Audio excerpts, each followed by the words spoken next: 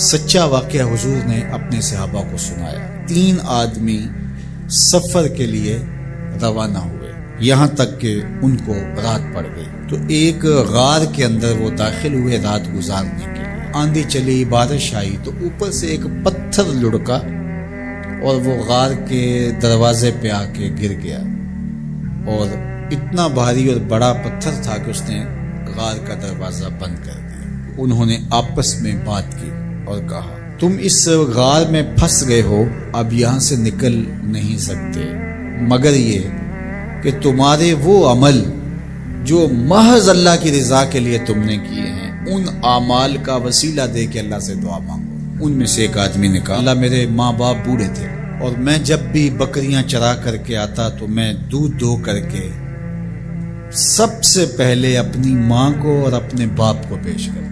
ایک دن میں سرسبز درختوں کی تلاش میں بکریاں لے کے کوئی چارہ کوئی درختوں کی تلاش میں دور نکل گیا۔ میں جب واپس پلٹا دونوں سو چکے تھے۔ میں نے یہ مناسب نہ سمجھا کہ میں ان کو جگاؤں، بیدار کروں کہ اٹھو دودھ پی لے، لیکن اب سارا دن وہ بھوک سے تھے تو اچانک آنکھ کھلے اور بھوک کی شدت سے تڑپے، تو میں وہاں سے ہٹ بھی نہیں سکا۔ تو کہتا ہے کہ میں بچوں کو نظر انداز کیا اور ماں باپ کے جاگنے پہ دھیان رکھا، اور یوں ساری رات بیت گئی۔ میرے ماں باپ فجر کے وقت جب اٹھے وہ دودھ ان کو پیش کیا۔ اب یہ عمل پیش کر کے کہتا ہے، اے اللہ اگر یہ میں نے محض تیری رضا کے لیے کیا، تو جانتا ہے میرے دل کو، تو اس پتھر کو ہٹا دے۔ تو پتھر تھوڑا سا سرک گیا، لیکن اتنا نہیں تھا کہ وہاں سے یہ باہر نکل سکے۔ اب دوسرے کی باری آئی، اس نے کہا، اے اللہ میرے چچا کی ایک بیٹی تھی جو مجھے بہت زیادہ محبوب تھی، مرد عورت کے ساتھ جتنی محبت کرتا ہے اس طرح میرا اس کی طرف رجحان قلب تھا، تو میں نے اس کو اپنی خواہش کی تکمیل کے لیے کئی بار کہا، لیکن اس نے کہا کہ یہ نہیں ہو سکتا۔ اور پھر ایک دن حالات نے اس کو مجبور کر دیا، فاقہ زدہ حالات ہو گئے، غربت آ گئی، تو اس نے مجھ سے اپنی حاجت طلب کی، تو میں نے اس کو 120 دینار دیے، لیکن شرط پہ کہ تم اپنا جسم میرے سپرد کرو گی۔ اب مجبوری سے اس نے کہا ٹھیک ہے، لیکن میں نے دیکھا کہ اس کا وجود اللہ کے خوف سے کانپ رہا تھا، اور مجھے کہنے لگی اتق اللہ، اللہ سے ڈر اور اس کی حدوں کو نہ توڑ۔ میری خواہشات تو پگلی تھیں، آرزویں تو بےتاب تھیں، اور میں اس کی قیمت بھی ادا کر چکا تھا، لیکن اس کا یہ جملہ کہ اللہ سے ڈر، تو میں تیرے سے ڈر کے اس کو چھوڑ دیا، اور جو اس کو میں نے 120 دینار دیے تھے وہ بھی اس کے پاس رہنے دیے۔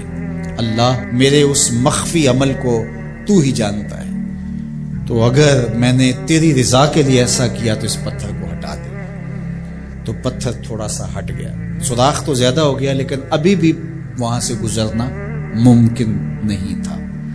اب تیسرے نے کہا، اے اللہ میں مزدوروں سے کام لے رہا تھا اور ان کی مزدوری میں نے دے دی، ایک مزدور بتائے بغیر چلا گیا، تو میں نے کیا کیا کہ اس کے مزدوری کے پیسے کاروبار میں لگا دیے، کاروبار میں برکت ہوئی، اور بہت زیادہ وہ کاروبار جو اس کی مزدوری سے شروع کیا گیا تھا پھیل گیا۔ تھوڑی سی مزدوری تھی لیکن کاروبار بہت پھیل گیا۔ اب میں اس کے اندر کچھ ایک آنا ٹگا نہیں لیا۔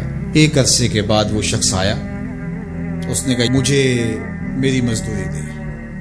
تو میں نے کہا یہ بکریاں، یہ بھیڑیں، یہ اونٹ، یہ غلام، یہ نوکر چاکر، یہ سب کچھ ہے، یہ تیری مزدوری ہے۔ تو اس نے کہا میرے ساتھ مذاق نہ کر، وہ میں تو مزدوری کے وہ چند جو لینے آیا ہوں اور آپ کہتے ہیں یہ سب کچھ تیرا ہے۔ تو اس نے ساری صورتحال بتائی، تو اس نے وہ ساری بکریاں، وہ سارے اونٹ، ساری گائے اور سارے غلام ہانکے اور چل دیا۔ کہا اے اللہ اگر یہ عمل میں نے تجھے راضی کرنے کے لیے کیا تھا تو پتھر کو ہٹا دے۔ حضور نے فرمایا وہ پتھر ہٹ گیا اور یہ چلتے ہوئے باہر آ گئے۔ جب اللہ کی رضا کے لیے کام کیے تو مشکلوں سے نکلنے کے راستے ملتے۔ ایک روایت میں آتا ہے جو آسانی کے وقت اللہ کو فراموش نہیں کرتا، اوکھے ویلے اللہ اس کو فراموش نہیں کرتا۔ ہم تو کسی مصیبت میں پھنسے تو چالاکیاں کرتے ہیں، کوئی چالاکی، کوئی مکر کہ اس سے نکلیں۔ تو مصیبت میں پھنسیں تو دعا کے لیے ہاتھ پھیلا لیں اور اچھے اعمال کا اللہ کی بارگاہ میں وسیلہ پیش کریں۔